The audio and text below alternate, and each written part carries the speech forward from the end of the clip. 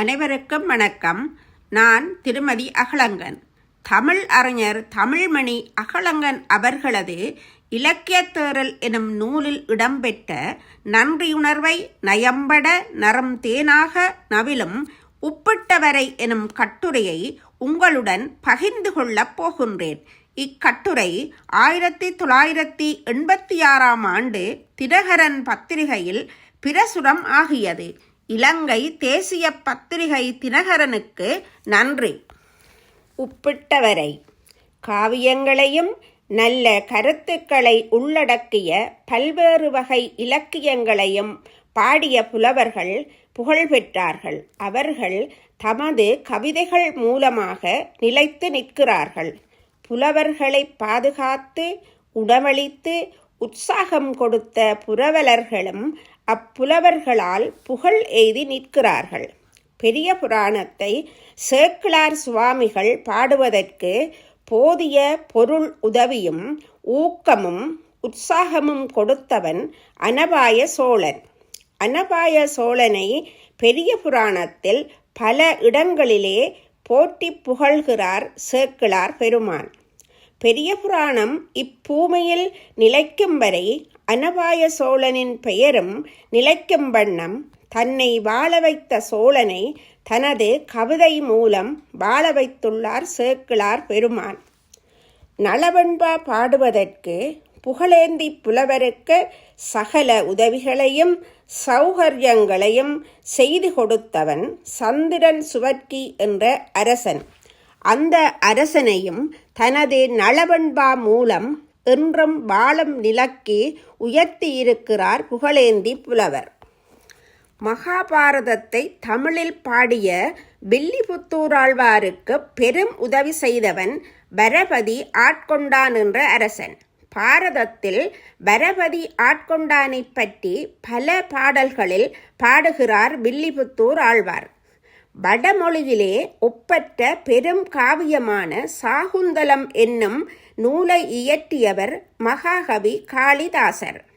காளிதாசரின் கவிதைகளில் இருக்கும் ஒவ்வொரு எழுத்துக்கும், அதாவது ஒவ்வொரு அட்சரத்திற்கும் ஒவ்வொரு லட்சம் பொன் கொடுக்க முன்வந்தான் அந்நாட்டு மன்னனான போஜராஜன்.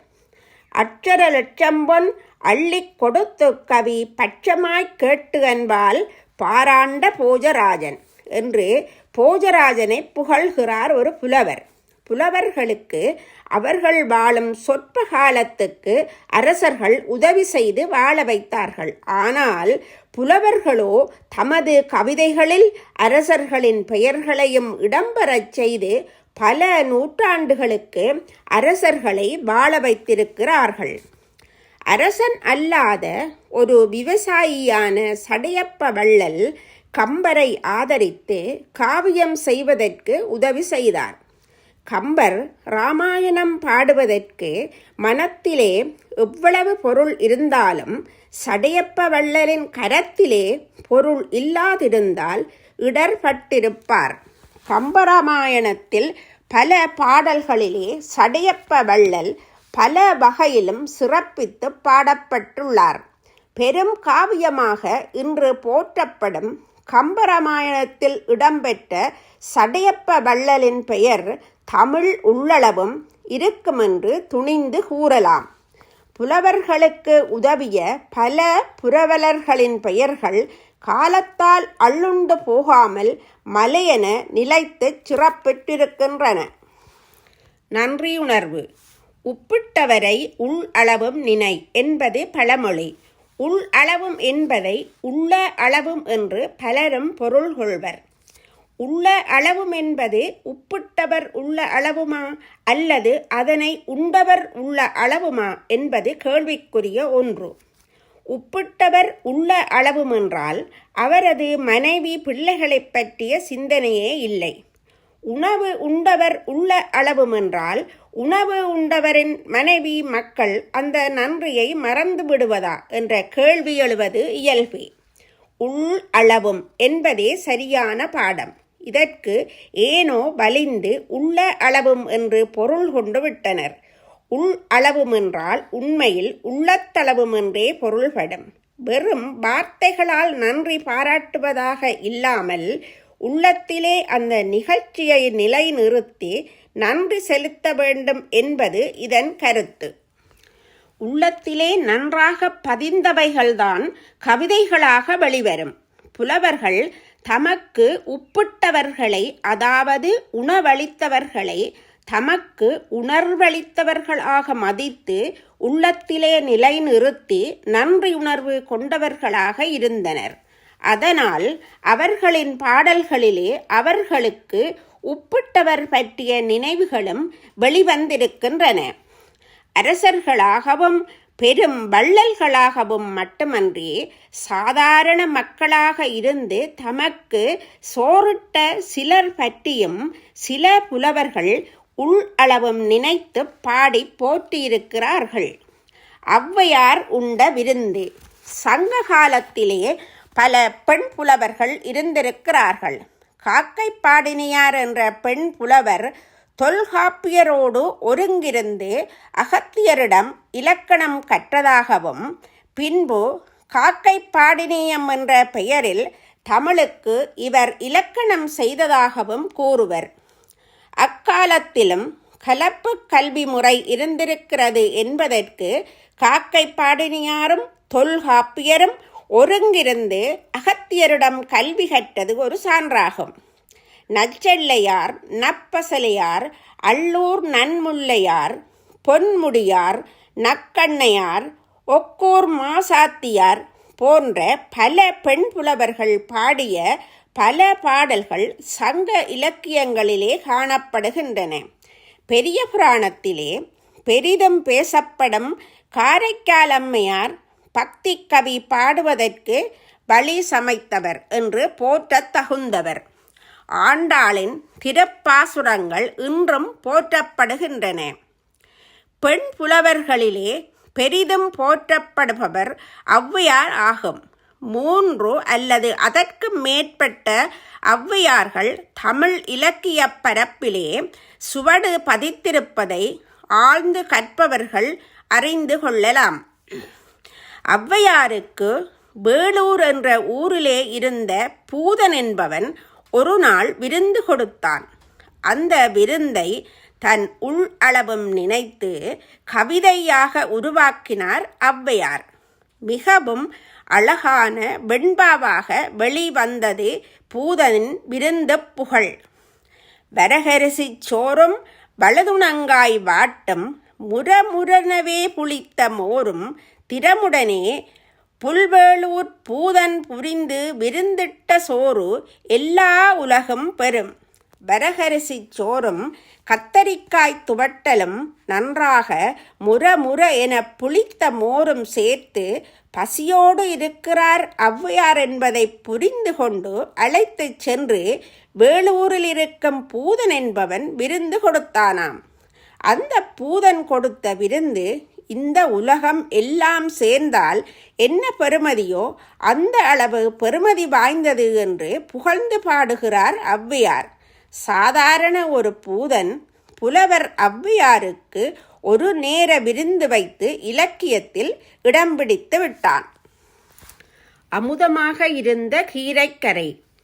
முடியுடை மூவேந்தரின் சூழ்ச்சியால் கொடை வள்ளலும் பரம்புமலை அரசனுமான பாரி கொல்லப்படுகிறான்.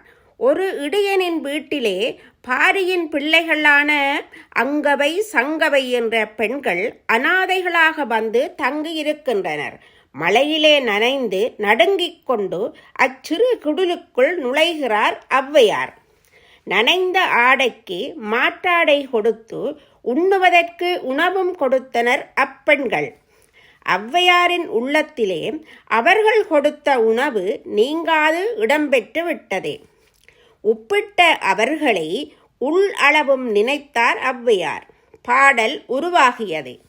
வெய்தாய் நறுவிதாய் வேண்டளவும் தின்பதாய் நெய்தான் அளாவி நிரம்ப சந்த பொய்யாய் அடகென்று சொல்லி அமுதத்தை இட்டார் கடகம் சொரிந்த கையார். சூடு குறையாவண்ணம் நன்றாக நெய்விட்டு தாளித்து கமகம என்று வாசம் வந்து கொண்டிருந்த பச்சை நிறமான கீரைக்கறியை சோற்றோடு உண்பதற்கு கொடுத்தார்கள். பசியோடு மழைக்குளிரில் நடுநடுங்கி வந்த ஔவையார் சூடான கீரைக்கறியோடு வயிறார வேண்டிய அளவும் நன்றாக உண்டார். அவருக்கு கீரைக்கறி சாப்பிட்டதாக நினைப்பில்லை. இரவா நிலையை அடைய தேவர்கள் அருந்திய அமுதத்தை சாப்பிட்டது போல்தான் இருந்ததாம். அதனால் கீரைக்கறி என்று பொய் சொல்லி அமுதத்தை இட்டனர் அறிவையர் என்று புகழ்கிறார் ஔவையார். கடகம் என்பது கையிலே அணியும் ஒரு அணிகலன். காளமேகம் உண்ட பூசணிக்காய் கறி.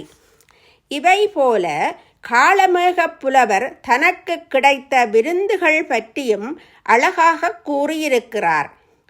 தண்டைக்கால் அம்மை பூசணிக்காய் கறியுடன் காளமேகத்துக்கு ஒரு விருந்து கொடுத்தார். கொண்டத்தூரில் வாழ்ந்த தண்டைக்கால் அம்மை சமைத்த பூசணிக்காய் கறியை பற்றி வெகுவாக புகழ்கிறார் காளமேக புலவர். கீரையை புகழ்ந்தாலும் அது தகும், ஏனெனில் கீரை சத்துள்ள உணவு.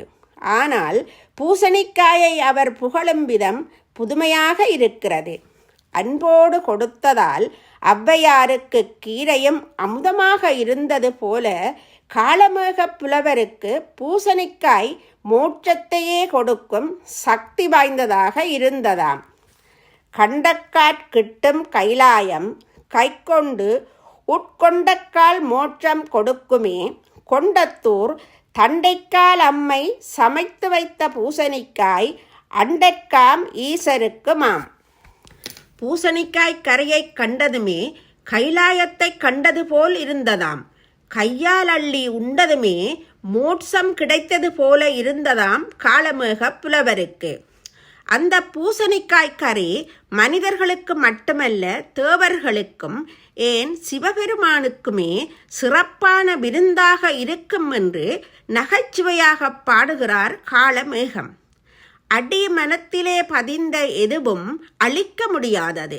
ஒருவர் செய்த உதவியும் அடிமனத்திலே ஆழ பதிந்து விட்டால் பின்னால் அது அகலவே மாட்டாது.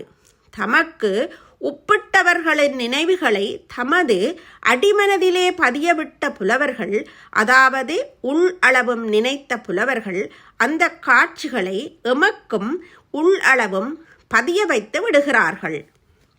காளமேகமுண்ட இலைக்கறி. நகைச்சுவை ததும்ப பாடல் பாடுவதில் வல்லவர் காளமேகம். தனக்கு கிடைத்த இன்னொரு விருந்து பற்றி மிகவும் நகைச்சுவையாக பாடியிருக்கிறார் காளமேகம். உப்பிட்டவரை உள் அளவும் நினைக்க வேண்டும் என்பதற்காக வெறும் உப்பை உண்ண கொடுத்தவர்களையும் நன்றியோடு நினைவு கூறத்தான் வேண்டுமா? ஒரு மூதாட்டி காளமேகத்திற்கு சாப்பாடு கொடுத்தார். இலைக்கறியோடு சோறு. ஔவையாருக்கு அங்கவை சங்கவை கொடுத்தது போல நெய்தான் அளாவி நிரம்ப சந்த கீரைக்கறி போல அல்ல அந்த கறி. அதிகமான நீரை விட்டு நீள குழம்பாக, முழுநீள குழம்பாக இலைக்கறியை ஆக்கியிருந்தார். நன்றாக காய்ந்த புளியையும் அளவுக்கு அதிகமாக போட்டு புளிப்பாக்கிய இலைக்கறி அது. கறிதான் அப்படி என்றால் சோறு பற்றி சொல்லவே வேண்டாம். சோறும் அதனுடன் கலந்திருக்கும் கல்லும் சோற்றினுள் கல்லா கல்லினுள் சோறா என்று கண்டுபிடிக்க முடியாதபடி நன்றாக கலந்திருந்தனவாம். நீச்சாற் பெருத்திடு காவேரி ஆற்றை நிலைநிறுத்தி சாச்சாள் இலைக்கறி சாற்றையெல்லாம் அதுதானுமன்றி காச்சா புளியும் நற்கல்லுடன் சோறும் கலந்து வைத்த ஆச்சாளை நான் மறவேன். மறந்தால் மனம் ஆற்றிடுமோ? பெருகி ஓடும் காவேரி ஆற்றை அணை போட்டு தடுத்து நிறுத்தி அதனை சாய்த்து கொண்டு வந்து இலைக்கறி சட்டிக்குள் விட்டாளாம் அந்த மூதாட்டி. ஆடு மாடுகளைத்தான் சாய்த்து பட்டிக்கு கொண்டு செல்வதாக கேள்விப்பட்டிருக்கிறோம். அதிகமான நீரை சேர்த்து கறி சமைத்தாள் என்று கூறுவதற்காக காளமேகம் பெருகி வந்த காவேரி ஆற்றை அப்படியே சாய்த்து வந்து சட்டிக்குள் விட்டாள் அந்த ஆச்சாள் என்று கூறுவது எவ்வளவு நகைச்சுவையாக இருக்கிறது. உண்டி கொடுத்தோர் உயிர் கொடுத்தோரே என்ற மணிமேகலை கருத்துக்கு ஏற்ப தங்களுக்கு உணவு கொடுத்தவர்களை உயிர் கொடுத்தவர்களாக உணர்வு கொடுத்தவர்களாக புலவர்கள் போற்றி பாடியிருக்கிறார்கள். புலவர்கள் தங்கள் புலமையினால் இன்றும் வாழ்ந்து கொண்டே இருக்கிறார்கள். புலவர்களை புரந்த புரவலர்களும் புலவர்களின் கவிதைகளில் வாழ்ந்து கொண்டுதான் இருக்கிறார்கள். ஆம், உப்பிட்டவர்கள் உள் அளவும் நிலைத்து நிற்கிறார்கள். நன்றி.